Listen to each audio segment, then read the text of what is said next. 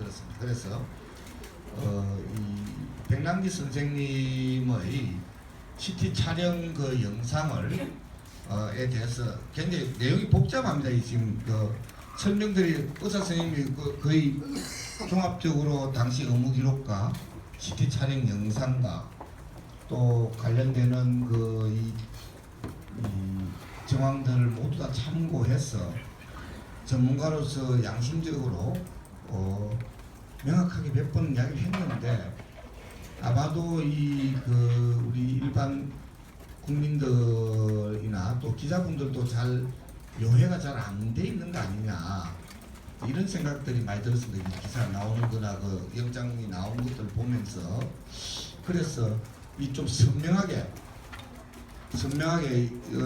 백남기 선생님이 물대포 맞고 쓰러졌을 때 상태가 어떤 상태였는지 그때 이미 의식불명으로서 내사 상태에 빠져 있었고 뭐 뇌부리가 거의 손상되어 있었다는 이런 정황에 대해서 영상 사진으로 일반인들과 딱 비교를 하면서 아마 일반 국민들이 쉽게 확인할 수 있도록 육안으로 쉽게 확인할 수 있도록 좀 하는 게 좋겠다. 이렇게 해서 오늘 아마 영상 자료를 좀 만들었습니다. 그래서 그 영상 자료를 공개를 하고 한번 그 설명을 전문가로서 우리 김기현 선생님과 이보라 선생님 설명하시고요. 그러고 나서 우리 이정일 변호사님이 이제 이것에 대해서 또 법적으로 견해를 밝히시는 이런 순서를 하면 좋겠습니다. 잠깐 그럼 좀 앉아서 영상 좀 먼저 볼까요? 영상 보시면서 설명을 하시면 좋겠습니까? 그렇게 하는 게 좋겠죠?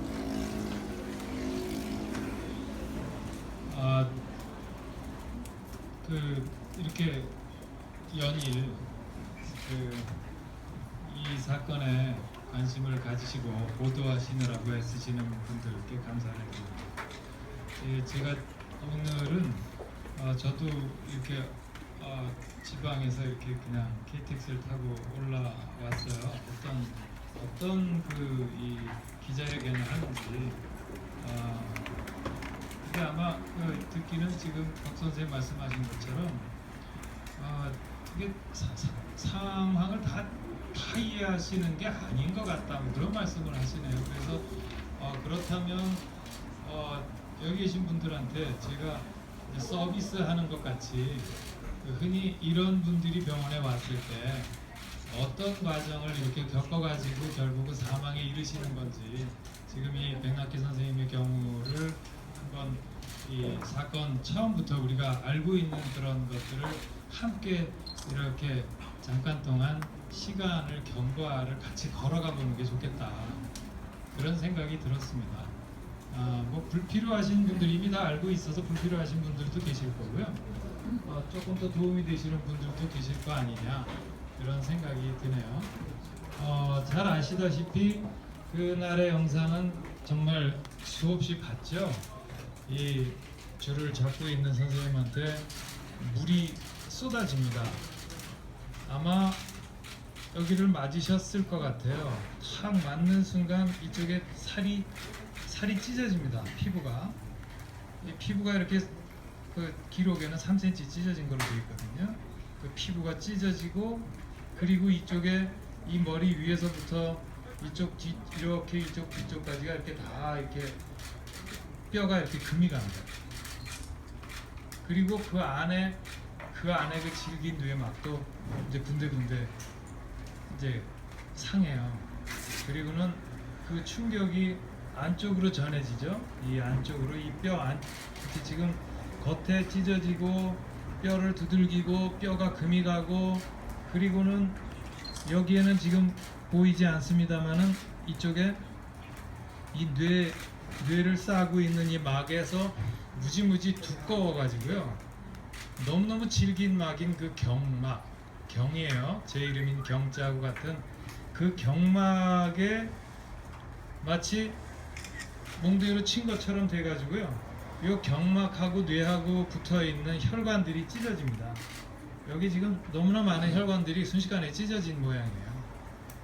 그래가지고 여기에서 흘러나오는 피는 그냥 큰 뭐 철철 흘러나오는 핏줄도 있고 아주 가는 핏줄도 있고 그것들이 여기 이렇게 보이는 이것들은 다 이게 피가 고인 거예요. 그 피가 고인 게 어떤 건 조금 더 하얗고 어떤 건 검었고 어떤 건 하얗죠. 여기가 이게 뇌예요. 이쪽 편의 뇌처럼 가운데 편안하게 있어야 되는데 이 여기에 피가 이만큼이 갑자기 생겨버리니까요. 이 전체적으로 이건 일면이라서 그렇지 제 머리로 따지면은 마치 이 손바닥보다도 더 두꺼운 이만큼 한 3cm 정도의 두께의 그 피가 생기면서 뇌를 그냥 세게 누르는 꼴이 되는 거예요. 그래서 이 뇌가 눌러져 가지고 이 전체의 뇌에 이 가운데 있는 이 막이 여기서 이렇게 일직선으로 이렇게 돼야 되거든요. 근데 그거를 눌러서 반대편으로 이렇게 돌려보냈어요. 여기에 이렇게 시커먼 뇌실이 있는 거거든요, 보통. 근데 이쪽 편에 있는 뇌실은 벌써 눌러서 다 찌그러졌고 이 반대편에 있는 뇌실마저도 보이지 않아요. 요 뒤에 요만큼만 보여요. 여기서부터 이렇게 눌러대니까 말이죠. 이렇게 되면은 이제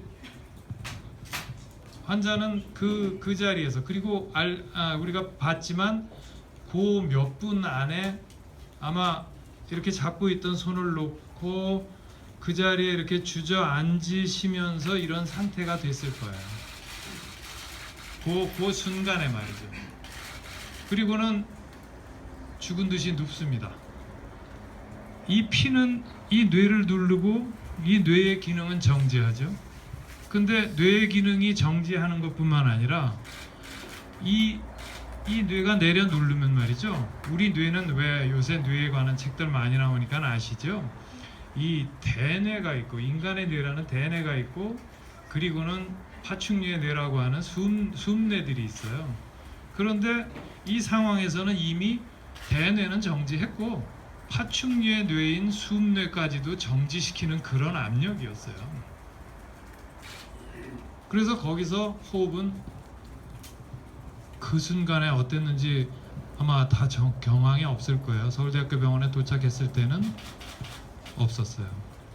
눈동자는 8mm나 열려 있었고요. 양쪽 다. 호흡은 물론 없었고요. 이 뇌가 살아있다라고 하는 증거는 한 군데도 없었어요. 이미 그때 되니까 응급실을 담당하고 있던 응급의학과 선생님은 이 사진을 찍는 데는 불과 한 5분도 안 걸리거든요. 이거 전체 찍는 데는. 찍고 온 분한테 수술을 해도 소생할 가능성이 없겠습니다 하는 설명을 하죠. 그것까지는 다 알고 있는 사실이잖아요. 그런데 몇 시간 후에 서울대학교 병원에 도착한 지 몇 시간 후에 갑자기 이미 그 사진들을 다 보고 우리는 이런 거 수술 안 한다라고 벌써 판단을 한번 했던 그 진료팀의 제일 높은 어떤 선생님이 오셔요. 오셔가지고 수술을 하자고 해요.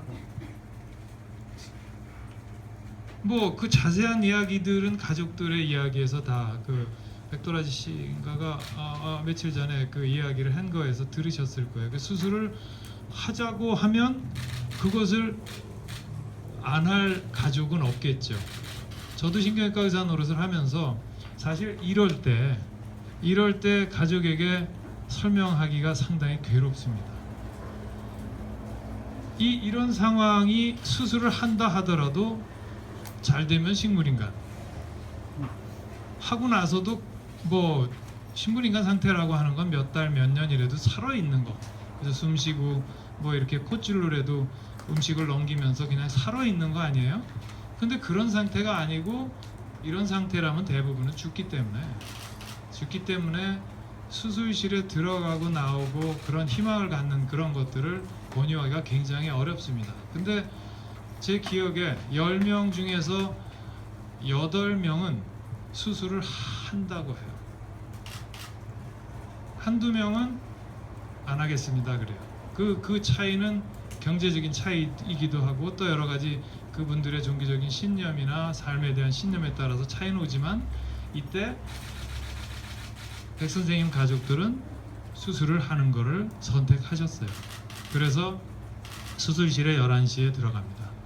그러면 이럴 때의 보통의 상황은요, 제가 신경외과 레지던트 수련을 할 때 이 가장 강조했던 게 응급실에서 사진을 찍고 이런 상황이 보였다 그러면 수술실에 30분 안에 안 집어넣으면 그날 이제 욕을 무지무지하게 먹습니다. 왜? 10분, 20분, 30분 지나게 되면 전혀 소생할 기미가 더 없어지기 때문에. 만약에 수술을 하겠다고 했었다면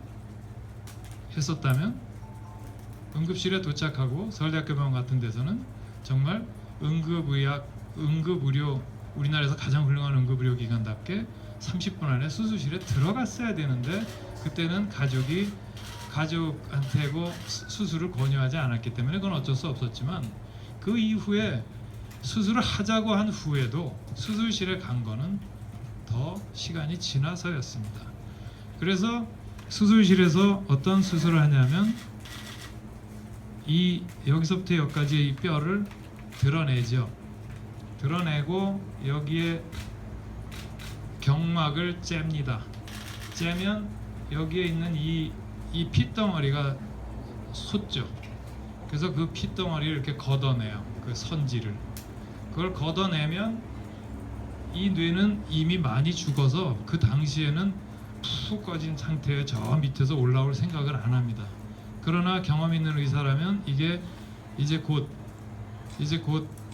부어 올라온다는 것을 예상을 해야 돼요. 역시 그 후에 이것은 부어 오릅니다. 그래서 이거를 뚜껑을 못 닫아요. 그리고 이 옷을 그 경막을 다른 인공 경막을 써가지고 이렇게 꼬매서 물이 새 나오지 않게 하고 끝냅니다. 그리고는 이 상처들은 이제 다시 꼬매 놓죠.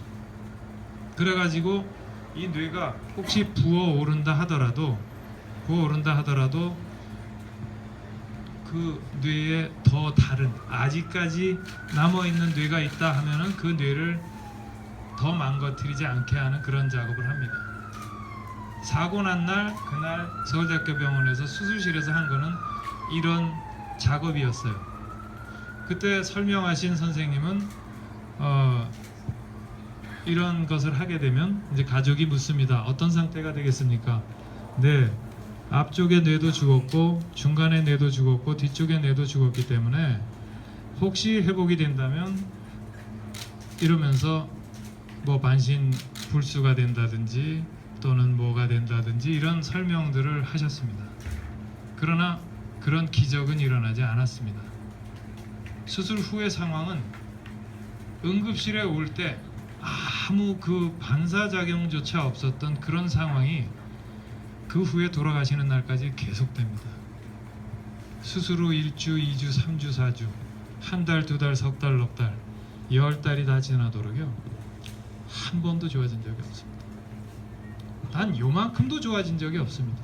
그렇다면 이 수술을 왜 했을까요? 그래서 이 수술의 목표가